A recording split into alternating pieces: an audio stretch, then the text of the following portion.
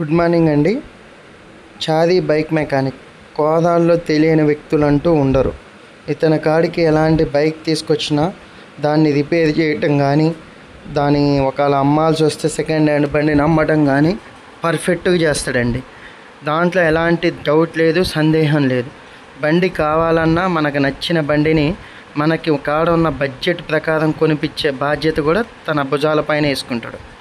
ఈ విషయాలన్నీ ఎందుకంటే నేను బైక్ రిపేరింగ్కి వెళ్ళినప్పుడు తను నాకు ఒక విషయం చెప్పాడండి. మేము ఆయిల్తో గ్రీజ్తో పనిచేయటం వల్ల మనకి చేతులు బాగా వాసన వస్తున్నాయి. అన్నం తిందామంటే ఆ గ్రీజ్ వాసన, మడ్డాయిల వాసన వస్తుంది. దీనికి మన కంపెనీలో ఏమన్నా దొరుకుద్దా అల్లుడు పరిష్కారం అని అన్నాడు. మామ ఈరోజు టైం లేదు కానీ రేపు మార్నింగ్ రా, నీకు మంచిగా హ్యాండ్ వాష్ తయారు చేసి ఇస్తా, నీకు ఎలాంటి వాసన రాదు. నీకు పినాయిలు వాషింగ్ మిషన్ లిక్విడ్ ఎలా అయితే ఇచ్చానో ఇంట్లోకి, ఇప్పుడు నీ హ్యాండ్స్కి కూడా మంచిగా హ్యాండ్ వాష్ చేసి ఇస్తా అని చెప్పాను. అయితే ఆయన వచ్చి మా కంపెనీకి ఇగో ఇప్పుడే చేతులు కడుక్కొని వచ్చా వాటర్తో, అయినా కానీ వాసన వస్తున్నాయి అని చెప్పి అన్నాడు. అనగానే మేము కస్టమైజేషన్ చేసిన హ్యాండ్ వాష్ ఉందండి, తన కోసమే ప్రిపేర్ చేసాం మేము. అది ఇవ్వటం జరిగింది. ఇచ్చాక దాన్ని ఆశ్చర్యం వ్యక్తం చేస్తాడు, నా కోసం అది చేసేదా అని.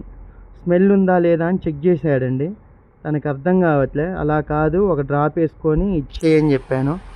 పాపం వాళ్ళు బైక్ నట్లు ఎన్నైనా తీయగలుగుతుంది కానీ అలా హ్యాండ్ వాష్ అవి వాడరు కదండి, తక్కువ కదా వాడటం. దాన్ని ఓపెన్ చేయడం రాకపోతే నేనే ఓపెన్ చేసి ఒక డ్రాప్ వేసుకున్నా. దాన్ని అలా రబ్ చేశాడండి.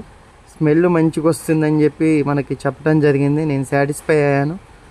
అలా కాదు మామ, ఇంకొద్దిగా వేసుకొని వాటర్తో కడుక్కోమని చెప్పాను. దానికి ఆయన ఓకే అని చెప్పేసి వేసి వాటర్తో కడుక్కున్నాడు. చూడొచ్చు ఇప్పుడు చేతులు మళ్ళీ వాసన చూసుకుంటాడు.